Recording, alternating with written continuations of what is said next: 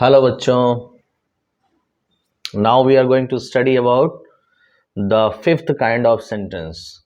अब हम लोग पढ़ने जा रहे हैं वाक्य का जो प्रकार है उसका पांचवा भाग, पांचवा भेद, पांचवा प्रकार, और उसका नाम है एक्सक्लेमेटरी सेंटेंस, जिसको हम लोग हिंदी में कहते हैं विस्मयादिबोधक वाक्य। तो हम लोग को हिंदी में भी पहले समझ जाना चाहिए कि है क्या विस्मयादिबोधक। इसी का हम अगर अर्थ जान गए तो आधा समस्या यहीं समाप्त। विस्मयादिबोधक, चलिए हम लोग समझ लें इसको कि ये विस्मयादिबोधक होता क्या है। बोधक मतलब कोई चीज़ ज्ञान कराने वाला, बोध कराने वाला, जानकारी देना। ज्ञान कराना, ज्ञान करा देगा, हमें पता चल जाएगा, पता चलना, ठीक है। ये तो बोधक, बोध हो गया। विस्मयादि ये क्या है? विस्मयादि बना है, इसमें भी दो शब्द हैं, एक है विस्मय और दूसरा है आदि। ये आ की मात्रा इसमें, तो ये बड़ा आ हो गया, दी आदि। विस्मय आदि, आदि माने और ढेर सारी चीजें, और विस्मय आदि मतलब ऐसे शब्द हों जो विस्मय आदि को प्रकट करें, मतलब ढेर सारी हैरानी भरी शब्द, हैरानी भरी चीज। विस्मय माने होता है हैरानी, हैरान, हैरानी, या हम कह सकते हैं आश्चर्य, ठीक है। और आदि मतलब और ढेर सारी चीजें। तो ऐसे शब्द, अगर शब्द यहाँ लिखा है विस्मयादिबोधक शब्द लिखा है, तो ऐसे शब्द जो विस्मय प्रकट करते हैं, हैरानी प्रकट कर दें। जैसे हमारे मुंह से कुछ निकल जाए, कोई शब्द निकल जाए, जो किसी चीज को हम देख के हैरान हो गए, और मुंह से कुछ निकल जाए कोई शब्द, जैसे कह दिया, जैसे धोनी छक्का मारा कर, वाह, धोनी ने छक्का मारा, वाह निकला हमारे मुंह से, वाह। तो वाह जो शब्द है, हिंदी में निकलेगा तो कहेंगे वाह। तो ये जो शब्द है यही विस्मयादिबोधक शब्द है, और ये रूल कहता है, इसमें विस्मयादिबोधक चिन्ह वाक्य में जो नियम कहता है कि ऐसे शब्द लिखने के बाद हम यहाँ चिन्ह लगा देते हैं। कौन सा चिन्ह? विस्मयादिबोधक चिन्ह। तो इतने से ही हमारा मुंह से कोई ऐसा शब्द निकला जो हैरानी भरा है। जैसे हमने बताया ना, वाह वाह, ऐसे कुछ और भी निकल जाता है दुख प्रकट करने में। जैसे कुत्ता मर गया, तो कहते हैं अरे यार कुत्ता मर गया, अरे यार जो निकला ना। या सांप देख लिया, अरे बाप इतना बड़ा सांप, तो अरे यार, अरे बाप, वाह। ऐसे अंग्रेजी में निकल जाता है alas the dog is dead, कुत्ता मर गया, अलास मुंह से। ओ शिट हम लोग सुनते हैं ना, ओ शिट कहते हैं लोग।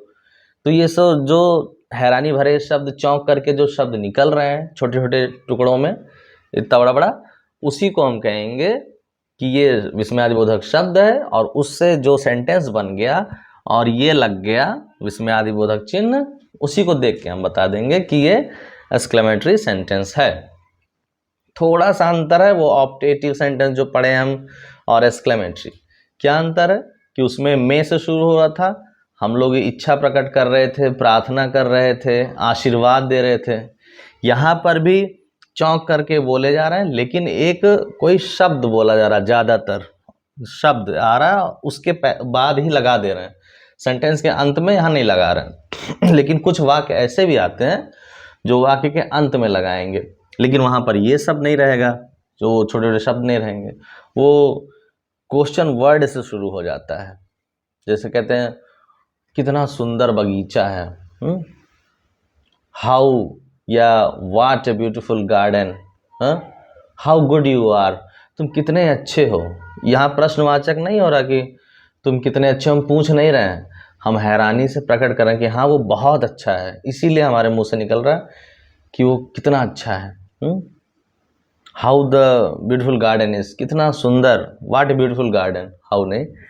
तो इस तरह के वाक्य जो हमारे हैरानी भरे लहजों से निकल रहे हैं, शब्दों से निकल रहे हैं, अगर वो शब्द कुछ अलग से निकल रहा है, एक्सक्लेमेशन लगा है, तो भी एक्सक्लेमेटरी है। अगर ये वाले शब्द नहीं आ रहे हैं, एक वाक्य पूरा लिखा हुआ जो हाउ या व्हाट से शुरू हो रहा, तो आखिरी में लग जाता है वो एक्सक्लेमेटरी चिन्ह, विस्मयादिबोधक चिन्ह, एक्सक्लेमेटरी वाला मार्क, एक्सक्लेमेशन मार्क जिसे कहते हैं। तो इन सब को हम कहते हैं कि ये जो वाक्य लिखा हुआ है ये एक्सक्लेमेटरी सेंटेंस का है। तो हम इसको, ये विस्मयादि बोधक आपको समझा रहे थे। वाक्य लिखा है तो विस्मयादि बोधक वाक्य, शब्द लिखा है तो विस्मयादि बोधक शब्द। तो उम्मीद है आपको ये अच्छे से समझ में आया कि विस्मय मतलब होता क्या है। विस्मय मतलब हैरानी। तो ये हिंदी में हमारा वो परिभाषा लिखा है, हम इसको समझ लें। क्या लिखा हुआ कि जिस वाक्य से प्रसन्नता, दुख, आश्चर्य, घृणा या प्रशंसा की तीव्र अभिव्यक्ति झट से जो हमारे मुंह से निकल जाए अभिव्यक्ति करने में, हाँ, उसी को हम कहते हैं कि ये भैया ये सेंटेंस जो बन रहा है ये तो एक्सक्लेमेटरी सेंटेंस है। इसी को अंग्रेजी में कैसे लिखें डेफिनेशन, तो हम लिख देंगे कि word that expresses some sudden और स्ट्रांग फीलिंग कि कोई सडन अचानक से निकल गया, कोई फीलिंग, स्ट्रांग फीलिंग निकल गई। हाँ, वो दुख भी हो सकता है, प्रसन्नता भी, आश्चर्य भी। तो इसको हम कहेंगे it's called exclamatory sentence. Exclamatory sentence. कुछ हम जो मूल शब्द जो आते हैं बार बार, मुख्य शब्द हम लिख दे रहे हैं एग्जाम्पल में, उसी से शुरुआत हो जाता है तो वो पक्का हम समझ जाएंगे कि ये एक्सक्लेमेटरी सेंटेंस ही है। जैसे ओह निकल जाएगा मुंह से, ओह। एलास, दुख में एलास निकल जाए अंग्रेजी में, alas, the dog is dead.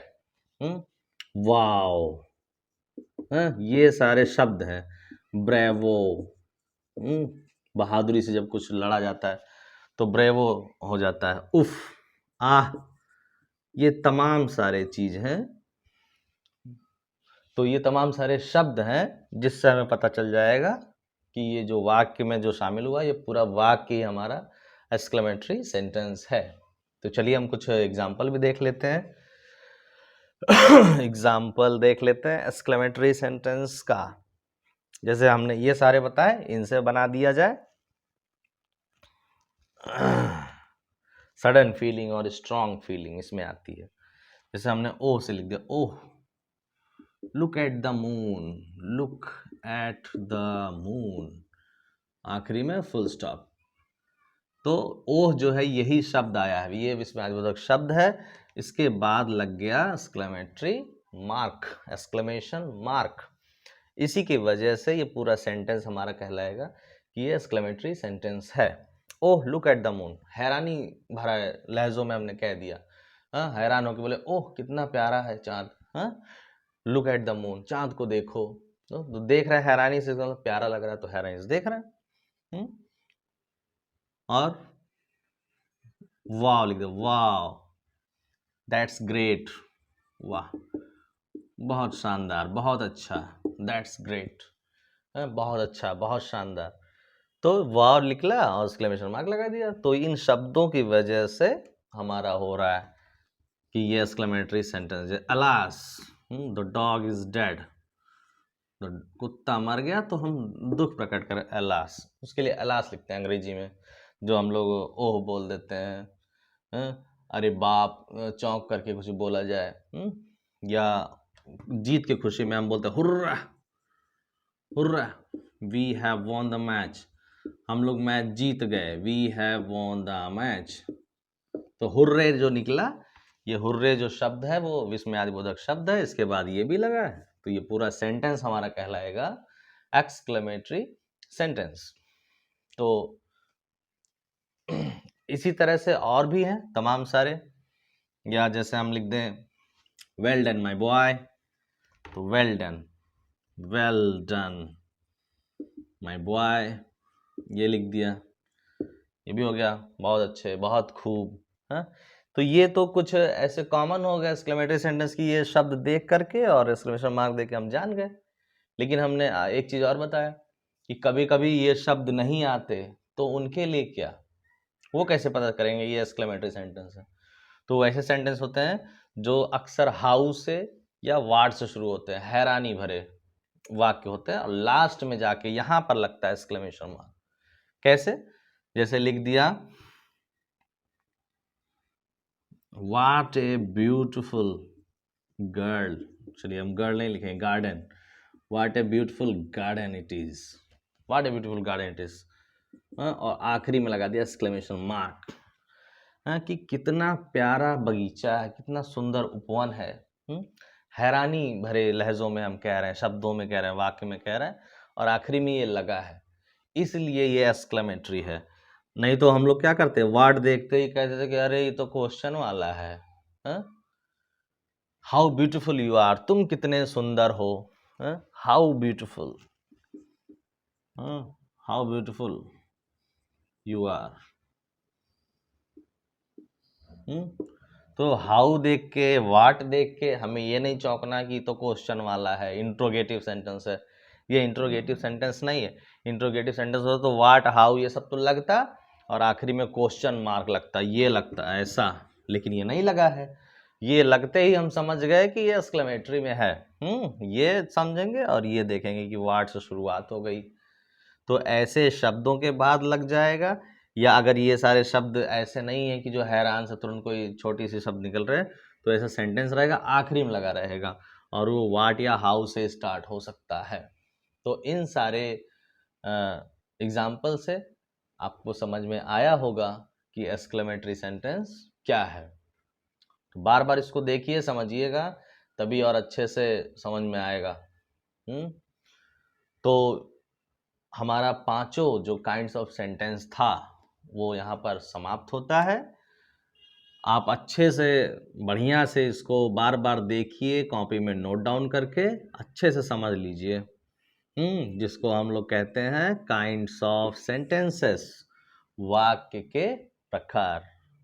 तो ये पांचों वीडियोस आप अलग अलग देखिए, अच्छे से समझिए, और जो ना समझ में आया हो या और चीज़ें जानने के लिए कोई टॉपिक पे, चाहे वो इंग्लिश ग्रामर हो, हिंदी ग्रामर हो, तमाम सारे वीडियोस मैं बनाता रहूँगा। लेकिन अगर आपको इच्छा कुछ और जानने की एक्स्ट्रा किसी और भी विषय की, तो आप हमसे कमेंट बॉक्स में कमेंट करिए। हमारे चैनल पे अगर आप नए हैं तो सब्सक्राइब कर लीजिए।